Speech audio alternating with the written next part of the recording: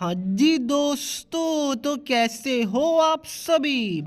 प्यारे बच्चों, सीबीएसई की तरफ से सभी बोर्ड वाले बच्चों के लिए एक इम्पॉर्टेंट ऑफिशियल सर्कुलर निकल कर आया है। एंड ये सर्कुलर काफ़ी बच्चों के लिए, मतलब सभी बच्चों के लिए बहुत इंपॉर्टेंट है, क्योंकि सभी बच्चों का एक बहुत बड़ा क्वेश्चन है कि सर मेरे पास टोटल 5 सब्जेक्ट होता है, मेरे पास टोटल 6 सब्जेक्ट होता है, तो आखिरकार सीबीएसई का परसेंटेज कैसे निकाला जाता है, क्या इसका कोई क्राइटेरिया होता है। तो इसी को लेकर सीबीएसई ने एक ऑफिशियल सर्कुलर को रिलीज कर दिया है। तो ये वीडियो काफ़ी इंपॉर्टेंट है, मैं आपको ध्यान से बताता हूँ, बट उससे पहले चैनल पे नए आए दिन वीडियो को लाइक करके चैनल को सब्सक्राइब जरूर कर दीजिएगा।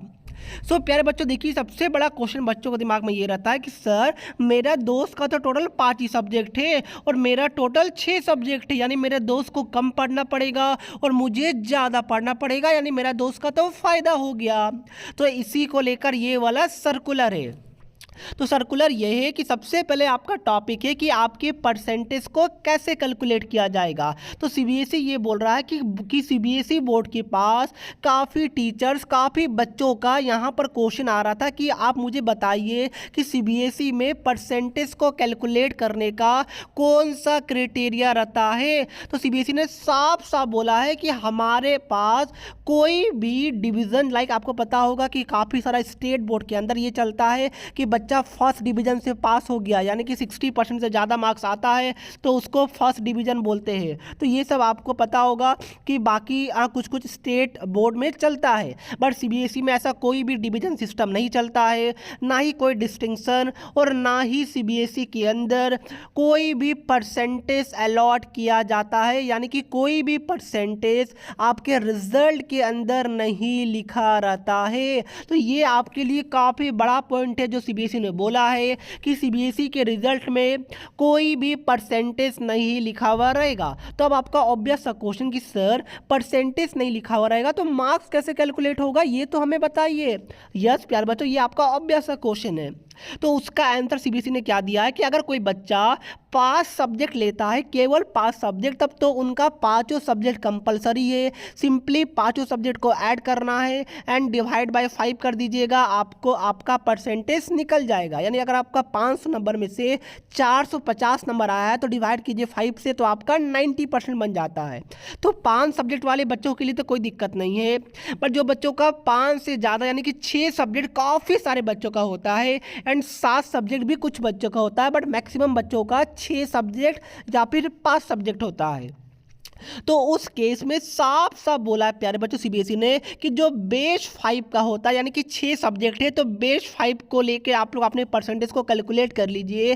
तो सीबीएसई ने ये बोला है कि जो बेस 5 का रूल होता है वो हमने पूरा आपके स्कूल के हैंड में छोड़ रखा है, यानी कि अब ये टोटली आपके स्कूल के हैंड में है कि वो 6 सब्जेक्ट में से बेस 5 को कंसिडर करे या फिर English plus base 4 out of the remaining 5 को कंसिडर करे, या फिर आपके स्कूल वाले मेन 5 सब्जेक्ट को ही कंसीडर करें। ये टोटली स्कूल के हैंड में छोड़ दिया गया है एंड स्कूल को बोला गया है कि जो भी आपको अच्छा लगता है आप अपने अकॉर्डिंग उस क्राइटेरिया से बच्चों को परसेंटेज बता दीजिए, क्योंकि परसेंटेज आपके रिजल्ट में नहीं लिखा हुआ रहेगा।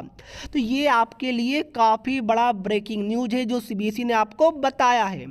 अब देखिए प्यारे बच्चों, एक चीज दिमाग में रखिएगा, सीबीएसई ने इसमें यह भी बोला है कि कोई बच्चा अगर लाइक कोई कॉलेजेस में एडमिशन ले रहा है तो प्यारे बच्चों कॉलेज का ना अपना अपना क्राइटेरिया होता है परसेंटेज को कैलकुलेट करने का। लाइक काफ़ी सारा कॉलेज, अगर आप सपोज कि कोई साइंस का डिग्री कर रहे हैं तो उस टाइम अगर आप क्लास 12th में, तो आपसे बोलेगा कि आपका physics, chemistry, maths and English, बस मेरे को ये 4 सब्जेक्ट का मार्क्स चाहिए।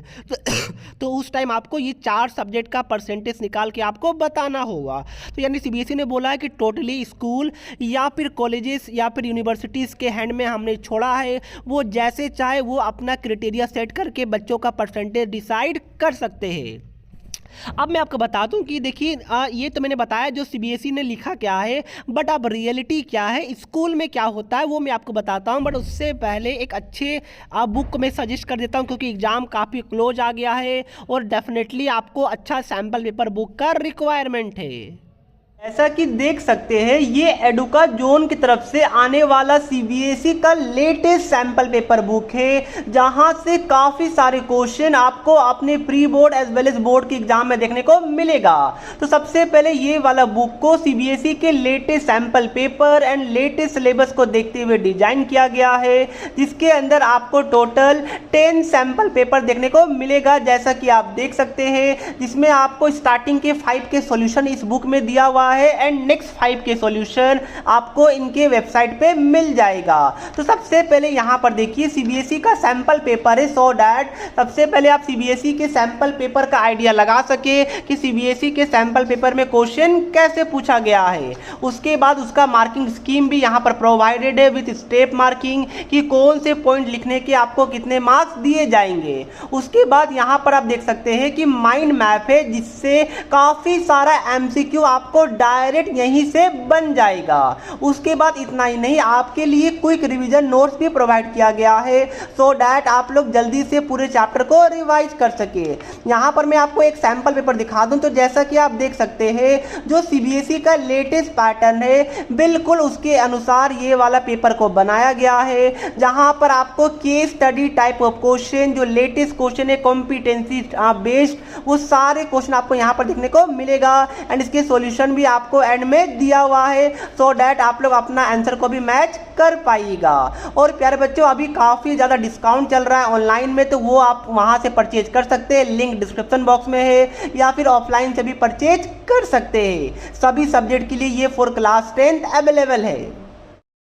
अब देखिए प्यारे बच्चों, जो रियलिटी है, जो स्कूल में क्या होता है वो मैं आपको बता दूं कि अगर आपका 5 सब्जेक्ट है तब तो परसेंटेज निकालने का सिंपल सा आपका तरीका है कि टोटल 5 सब्जेक्ट के मार्क्स को आउट ऑफ 500 में ऐड करके 5 से डिवाइड कर दीजिए। बट अगर आपके पास टोटल 6 या फिर 7 सब्जेक्ट है तो उस केस में क्या होता है कि सपोज आपके पास सपोज क्लास 12 में, ठीक ना, तो आपके पास सपोज इंग्लिश है, मैथ्स है, फिजिक्स है, केमिस्ट्री है, ये मैंने बता दिया। उसके बाद आपका कंप्यूटर साइंस से और फिजिकल एजुकेशन है, ऐसा मान लीजिए, ठीक है। तो उस केस में आपका क्या होता है कि इंग्लिश को कंपलसरी माना जाता है, यानी इंग्लिश का मार्क्स को काउंट किया ही किया जाएगा। और जो बाकी का जो 5 बचा ना सब्जेक्ट, उसमें से जो आपका बेस 4 होगा उसको काउंट किया जाएगा। यानी कि अगर आपका मैथ्स में कम आया है, फिजिकल एजुकेशन में ज़्यादा आया है, तो वो मार्क्स आपका रिप्लेस हो जाता है परसेंटेज को कैलकुलेट करने टाइम। तो ये वाला रूल 98% स्कूल के अंदर वैलिड होता है। सेम फॉर क्लास 10th वाले बच्चे की इंग्लिश का कंपलसरी रहेगा। बाकी जो आपका 5 सब्जेक्ट बच्चा उसमें से बेस्ट 4 को कंसिडर किया जाता है। और अगर आपके पास टोटल 7 सब्जेक्ट है तो उस केस में English plus best 4 out of the remaining 6, तो ये आपका होता है मैक्सिमम स्कूल के अंदर, जो कि मैंने आपको बता दिया। तो आप बोलेंगे जो बच्चे 5 सब्जेक्ट लिए सर, ये इससे तो हमारा घाटा हो जाएगा। नहीं प्यारे बच्चों, घाटा कैसे हो आप बताइए। आपको 5 ही सब्जेक्ट पढ़ना पड़ रहा है और आपके दोस्त को 6 सब्जेक्ट पढ़ना पड़ रहा है, तो एक सब्जेक्ट का लोड एक्स्ट्रा आ गया, तो फायदा किसको हुआ कि नहीं, किसी को नहीं। जो बच्चा एक सब्जेक्ट एक्स्ट्रा पढ़ेगा तो डेफिनेटली उसको फ़ायदा मिलना चाहिए। तो ऑब्वियस सी बात है, इसमें कोई भी फ़ायदा और नुकसान की बात नहीं है। तो यही था दोस्तों हमारा आज का वीडियो अच्छा लगा तो वीडियो को लाइक करके चैनल को सब्सक्राइब कर दीजिए, दोस्तों के साथ भी शेयर कीजिए ताकि उन तक भी इन्फॉर्मेशन पहुंच सके।